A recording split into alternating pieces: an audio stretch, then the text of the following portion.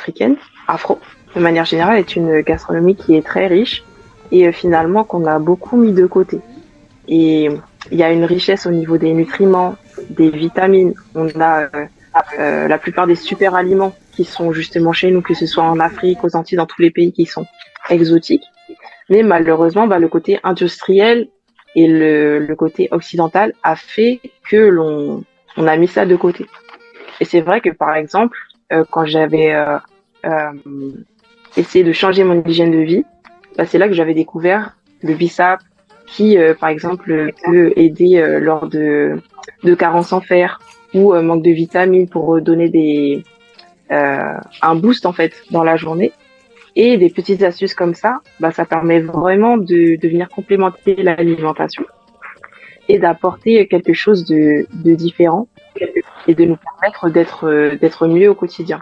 Donc effectivement, ça a tout à fait son importance et sa richesse.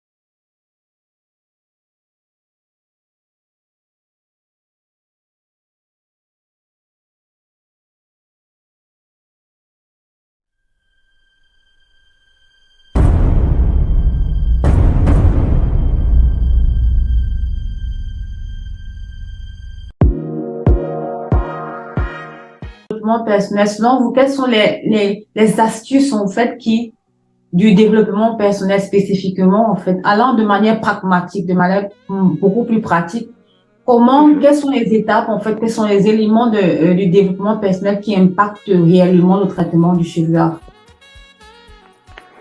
Euh, je dirais que le point principal, c'est déjà la perception de soi. Comment on se perçoit. Il y a aussi l'estime de soi, c'est-à-dire quelle valeur on se donne.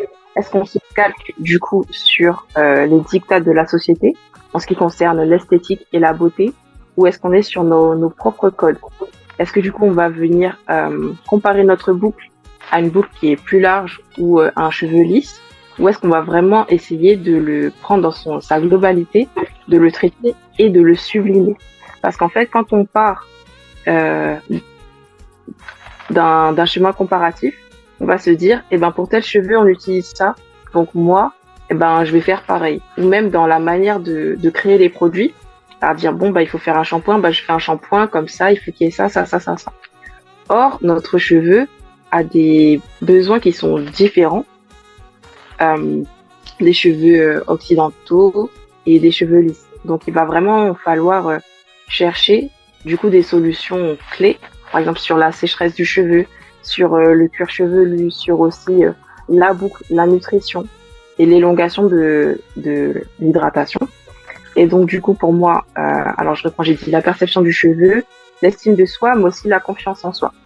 Et du coup, pour moi, la confiance en soi, ça vient aussi de la manière dont on comprend son identité et dont on est fier. Et donc, c'est pour ça que pour moi, il est vraiment important de s'accepter, de prendre conscience de qui on est et vraiment d'en être fier pour que, déjà dans le miroir, on puisse changer ce rapport qu'on a au monde. Et à partir de ce moment-là où on s'accepte, ce sera plus facile de travailler sur la boucle ou même dans le maquillage en fait. Parce que soit on fait un maquillage qui va sublimer le visage, ou on peut aussi faire un maquillage qui efface certaines particularités que l'on a. Et pour moi, dans le capillaire, c'est aussi la même chose. Est-ce qu'on va vouloir faire un wave, un curl ou un défrisage, ou est-ce qu'on va être dans une démarche de compréhension et d'acceptation, même d'amour du cheveu. En tout cas, dans Boucle Libre, dans le côté libre, c'est vraiment la libération de la boucle, mais aussi de l'état d'esprit, de se dire, les cheveux, ils sont comme ça, je les aime et je les porte fièrement.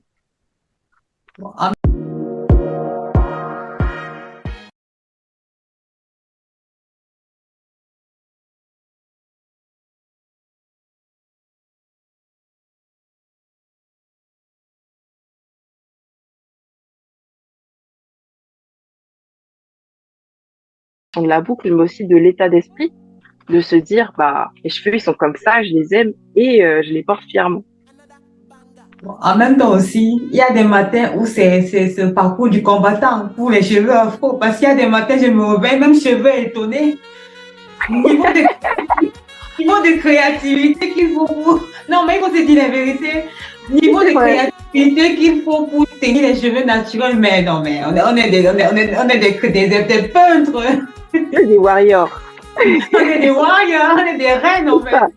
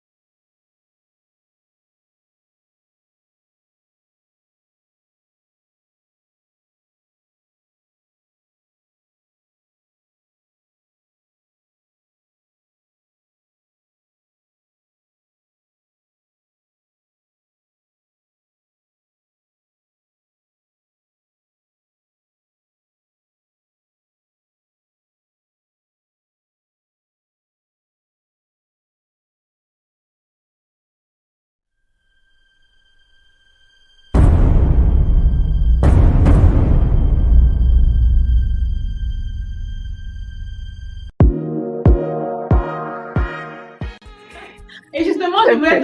je voulais tomber pour arriver justement. Vous avez décidé de lancer la marque Bocolive en 2021. Quels ont été vos 2021, si je ne me trompe pas? Quels ont été vos challenges au quotidien, justement?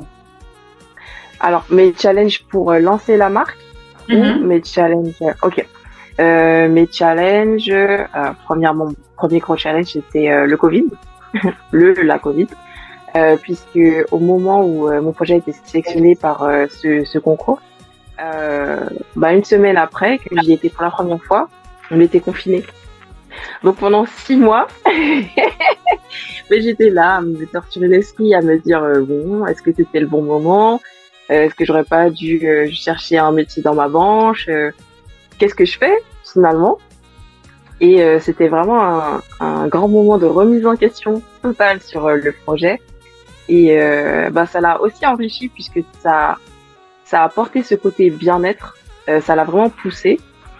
Et bah, ça m'a donné encore plus confiance parce que quand on est sorti du confinement, je me suis dit, bon, j'y vais à fond. J'essaie de travailler et de terminer mes formules rapidement pour que peu importe si on soit confiné ou pas ensuite, eh ben, que j'ai terminé en fait.